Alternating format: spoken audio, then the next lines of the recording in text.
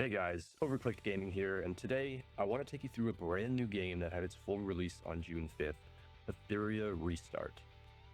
Etheria is a new entry into the gacha game category from developers XD International. In this video, I'll explain what Etheria is, what makes it different, and why it might be the next game worth your time, especially if you're coming from other similar gacha games like Genshin Impact, or what I would consider to be its closest comparable, Honkai Star Rail. So without further ado, let's jump right in. Etheria Restart is a turn-based hero RPG where, in the wake of a global freezing catastrophe, human civilization teeters on the brink of collapse. In order to preserve the flame of civilization, humanity transfers their consciousness into the virtual world, Etheria. In Etheria, besides humans, there are those known as the Animus, who can utilize the aptly named Anima power. Humans and Animus originally coexisted harmoniously in Etheria, until one day a disaster called the Genesis began to corrupt the Animus, causing them to go berserk and threaten human lives. To combat Genesis, the Hyperlinker Union was established. And you, as a Hyperlinker, will enter the virtual world to uncover the hidden truths of Etheria. Gameplay in Etheria revolves around speed-based turn order, buff-debuff interactions, and strategic synergies. A deep roster of unique characters, all with their own powerful abilities, underscore various systems of progression, which you'll need to use to be able to get the most out of your anima. Ascensions, shells, modules, matrix effects, unions, these are just some of the mechanics present in Etheria Restart, which form the core game foundation, and we'll go over these briefly in the coming segments. I'll be releasing more in-depth guides on these mechanics in the coming days as well. In spring 2133, an unprecedented cold wave swept the globe, bringing relentless cryo-snow and snow globe. Humans exposed to snow globe gradually lost memory and consciousness, fell into a deep sleep, and eventually perished. To sustain society, the United Government established shelters and an automated supply network to keep them operational. In 2150, supercomputers predicted a new surge in cryo-snowstorms, causing mass panic and plunging society into chaos. Internal conflicts destroyed several shelters. The United Government confirmed that current technology couldn't withstand the disaster and initiated the Cryo Sleep Initiative. As part of this initiative, the construction and experimentation of Etheria began on an artificial island near the equator in the Pacific Ocean. In November 2174, the United Government officially launched Etheria. Qualified individuals entered hibernation zones beneath node cities to undergo hibernation and etherization. Their minds, consciousness, and memories were converted into Etherian data, stored in the Etherian database, and linked to Etheria. Simultaneously, the United Government formed a defense guard unit, using intelligent machinery to protect node cities and Etherian hubs. In this era, humanity ventured into two worlds. One chose reality, the other Etheria. Today, Etheria's most dazzling central city is Eltris. Embracing Etheria's prosperity, humans quickly immersed themselves. Here, they rediscovered their lives, dreams, and hopes. They entertain, work, socialize, fall in love. Every new beginning unfolds here, creating a mesmerizing illusion that makes them forget the harsh reality and the sorrow of loss. However, this prosperity and peace did not last. External threats, internal conflicts, and tensions between humans and the Animus quietly brewed. So now that we know the backstory of Etheria, what about we get right into the good stuff, the combat? At its core, Etheria is a traditional turn-based RPG. You build teams of 4 to 5 characters to take on various PvE and PvP challenges. As usual, each character has a certain type of affinity, or element. In Etheria, these are Reason, Hollow, and Odd, which form one combat triangle, as well as Disorder and Constant, which form a little bit of an equilibrium.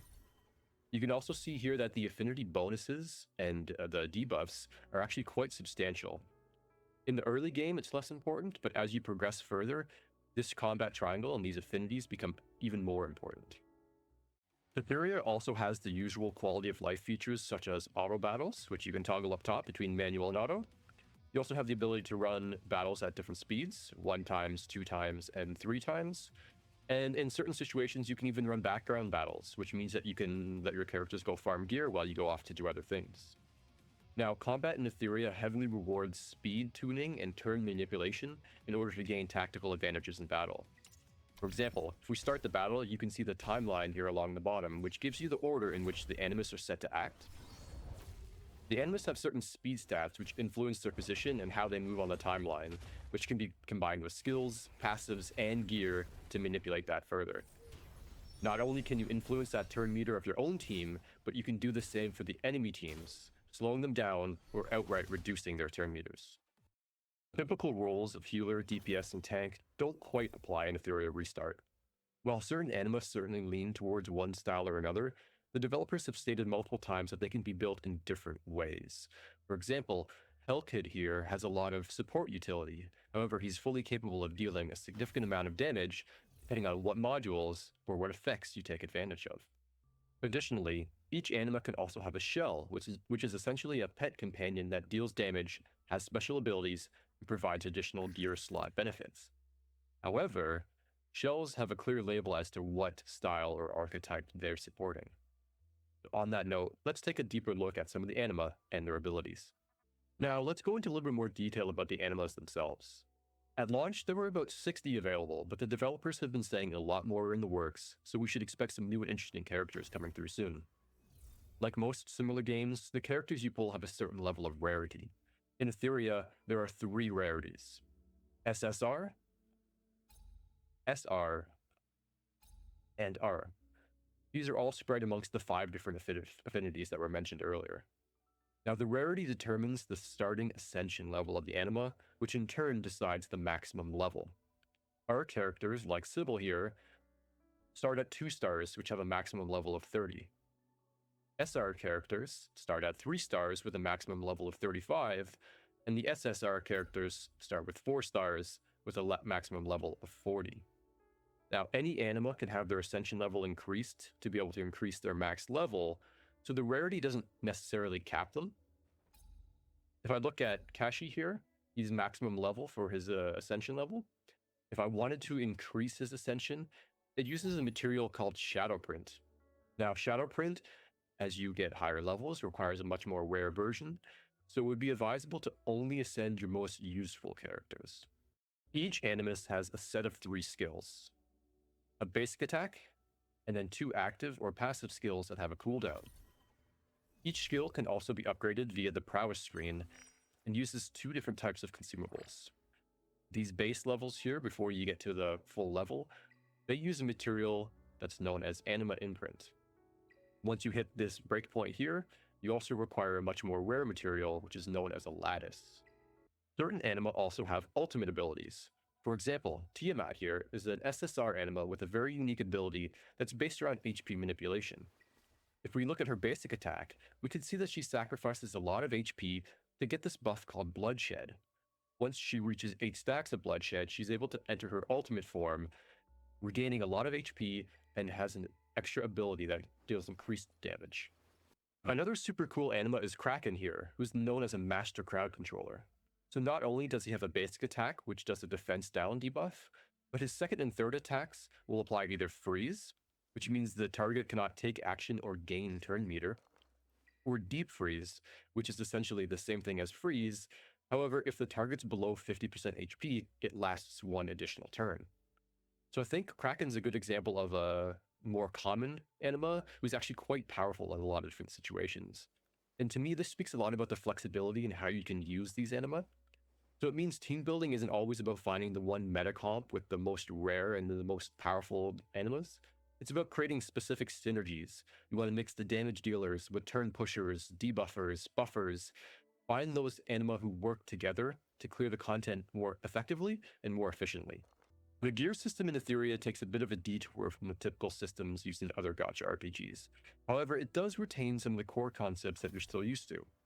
Instead of just the traditional weapons and armor, you equip things like shells, which are essentially pet companions which act as weapons.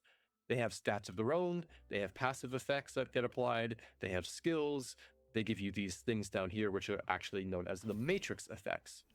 You combine this with the modules, which is your kind of core gear system. You have 6 different gear slots in total. Each of these slots have their own main stats and substats, which you'll come to expect. Modules on the left here, they always have a fixed main stat. So for example, our mask is a fixed attack slot. The transistor is fixed HP, and the wrist wheel is fixed defense. Modules on the right, these are known as cores, and they can pull from the full pool of both flat and percent stats.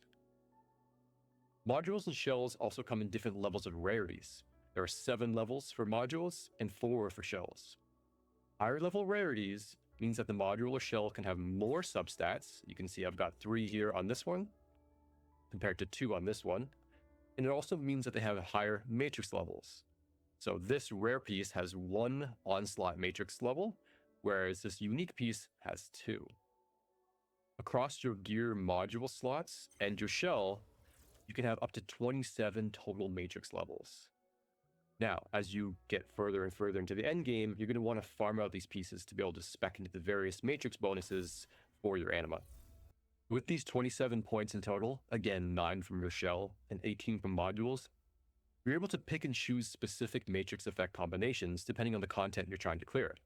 For example, you could pick Fury for 8 points, Fury Edge for 6 points, and then get a massive speed boost with Swift Rush for 12 points. So in total, that's only 26 of the total 27 that you've got available to you. So instead of chasing those strict 2 or 4 piece set, you're able to optimize builds around the matrix math. It's surprisingly deep and allows for a ton of build diversity. Tanks, bruisers, glass cannons, debuff spammers, and much, much more.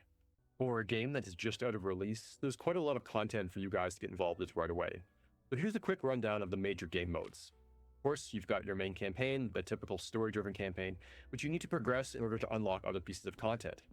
Now, the campaign, as you can see here, is level restricted, so you'll need to grind out some account levels in these next modes in order to unlock additional story chapters. You're going to have various boss challenges, namely Grim Pursuit, where you're going to farm for shells, Threshold, where you're going to farm for modules, Investigation, where you're going to collect Animus experience, GP Outpost, which drops the prowess material which you use to upgrade your Animus skills. And you also have these really cool challenges, such as the Anti-Sync Echoes, which is a single clear game mode where you clear waves of bosses for upgrade and summoning materials. You've got the Phantom Theater, which is co-op boss fights that you tackle with friends or through their in-game matchmaking. There's Ember Trek, which is a tower mode that resets monthly and has some quite amazing loot. You've got Ethernet Rally, which is a roguelike map mode, which has team-restricted battles. You also have these limited events, which didn't run during the beta for me, but it's definitely something I'm going to be happy to check out. You also have this thing here, Arena Realm, which is the PvP arena, where you get ranks, you earn weekly rewards, and you fight against AI or other player teams. Now, every game mode here ties into the character growth and rewards, whether it's summoning tickets, experience, shells, or lattices for upgrading skills. There's always something to work towards, and once you hit level 40, things really start to open up even more. Now, you're going to spend a lot of your time in the later stages of the game farming for shells and modules, and just general upgrade materials, so soon you're going to become quite familiar with these. Now, each of these farmable spots, they have increasing levels of difficulty. So bringing in your more powerful teams, farming these more difficult stages is going to get you better gear. And you can see, for example, in Hard, you've got this yellow tier here. But once you get up into Nightmare, you start getting the purples. And then once you get to Hell tier, you're going to get the mythic levels. So again, there's always these ever-increasing challenges, get better and better gear, which again, over time, is going to mean you're going to be able to tackle more content. There's even a guild or clan system in Etheria, which they call unions. They have their own union-based shops, they have their own union-based challenges, and there's even a union boss for everyone to work together to defeat. Now, if that wasn't enough, Etheria also has a ton of side content to work on. Now, if you're a completionist, something like the Hyperlink Charter here is going to be very interesting to you. It's an account-wide set of missions, and it actually gives some very solid rewards. If you're ever stuck without direction, this is a fantastic spot to go to and really kind of guide you. And you see there's quite a few tiers that get all the way up to this master level, so it's always a perfect spot to look.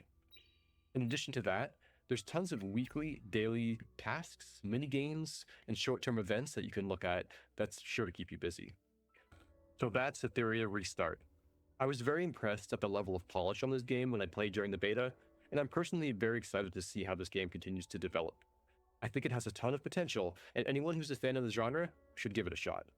I hope you guys enjoyed the video, and if you liked what you saw, consider hopping in and checking out Etheria Restart for yourself.